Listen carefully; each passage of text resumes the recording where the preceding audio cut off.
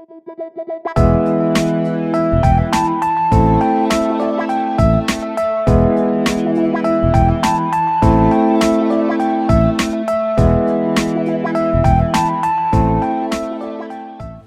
relief print can be made in a single printing action or in multiple layers of printing. One example of a single action is the jigsaw method, where a block is cut into shapes and inked in a range of colours and then placed back together prior to printing.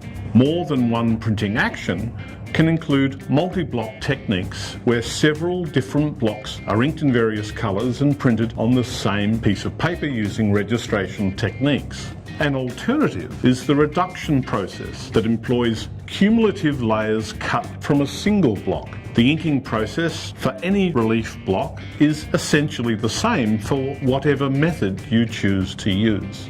Don't forget that as a minimum, you need clothing that covers your shoulders and legs along with enclosed shoes. When printing, you might want to wear an apron or use the lab coats provided. Gloves can also be used to keep your hands clean. Once the block has been cut, the process of printing it involves a number of technical procedures. Before you print and while your hands are clean, trim your archival printing paper with a clean rule to the format that you require. Tear or cut with a blade if using an L-shaped registration board. If using a single printing action, take a sheet of thin cardboard or newsprint paper, marking the size of your paper and the position of your block within the paper format. The normal convention for a registration template is to use an equal measurement for the sides and top and a little more at the bottom. This stops the printed impression reading bottom heavy on the sheet and allows space for the addition notation, title and signature. Other systems of registration are required for multiple pass methods. The printing area should have a glass inking slab. There needs to be enough space for you to mix inks, roll out the ink and then transfer it onto the block. It's a designated dirty area and should be separate from the clean space where your paper is positioned. A range of printing materials should be at hand. This includes good quality letterpress ink, spatulas, inking rollers, cotton rags and nitrile gloves. Transfer ink from the tin using a spatula and place onto the edge of a clean ink slab. Mix the colour that you require, making sure that you have enough to complete your printing session. Level the ink in the container and then seal to ensure no grit forms in the ink. Take a portion of the ink from your reservoir and drag it across a section of the inking slab. Rolling it out into a thin, even film means that it will be even and thin on the roller. Try not to spread the ink too wide. Just a small square the size of the roller is sufficient. Listen to the sound it makes. If it squelches when rolling, you've got too much ink. Transfer the ink evenly onto your block. You may need to return to the inking slab to put more ink onto the roller. Each time you take ink from the slab and roll it across the block, that's called a pass.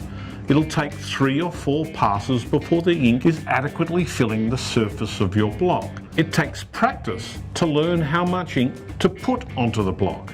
Too little and you won't get a good impression. Too much and it'll fill in your detail below the surface of the block. Once satisfied you have enough ink on the block, you're ready to print. Ensure the Lexan sheet on the top of the platen press bed is clean and then position the ink block onto the marked area of the registration template.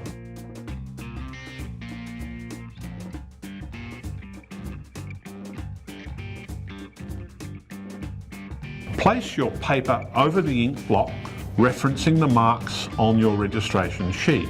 Then one cardboard sheet over the block and archival printing paper. If you use more than one sheet, it'll make it harder to print.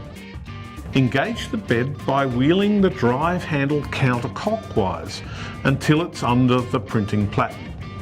Pull the lever to engage pressure, ensuring that your knees are bent and your back straight. Repeat at least 2 times. Return the bed back to its secure position, clear of the platen.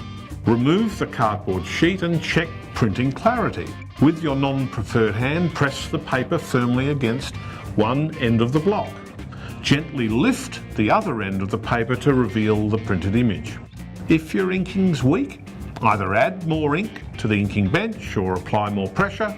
And if the inking is slightly uneven, identify those areas and place the paper back into position, into contact with the block. Then rub with a wooden spoon into those designated areas onto the back of the paper, checking periodically your print consistency.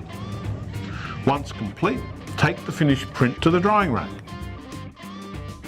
Remove the block and re-ink in preparation for the next print, and clean any ink residue that's on the bed of the press with a dry rag.